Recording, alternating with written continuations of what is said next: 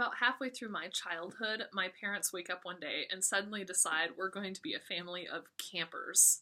And they go out and they purchase this ancient prehistoric Winnebago trailer.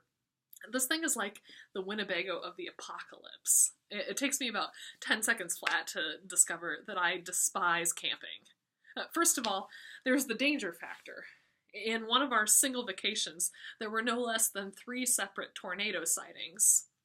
And then, of course, there's the story that has entered family lore of the time we were driving down the interstate in this camper, and my father suddenly whips to the side of the road and shouts, "Fire! Everyone in the ditch!"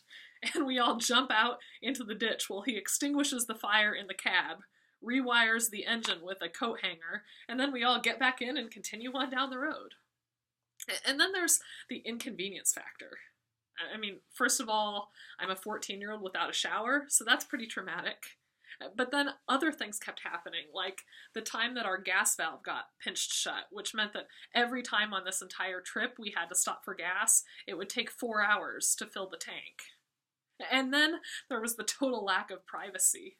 I developed and honed a really important life skill of fake sleeping so people would leave me alone for a minute.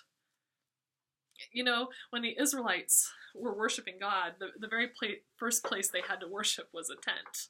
And they would carry this tent on their back wherever they were going, and then at the end of the day they would set up camp and erect this tent and go inside and meet with God wherever they were. Eventually they settle down and they get a little more stable and they start building houses for themselves and building a community, and they decide it's time to build God a better house with more dignity.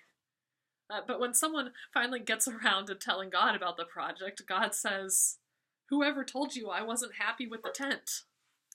And as it turns out, God likes about camping everything that I hate. God is not interested in safety or convenience or privacy or dignity.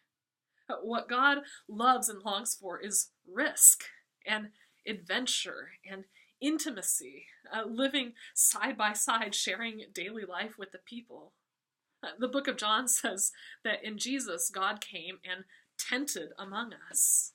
I mean, this is God's permanent way of being present in the world. All God wants is to be with you wherever you are, to do with you whatever it is you're doing. God isn't waiting for you to stumble in some religious center or get the religious formulas or criteria right. Wherever you are, wherever you're walking, whether it's through heaven or through hell, that's where God is walking with you, pitching his tent, and hoping to be invited to share in your story.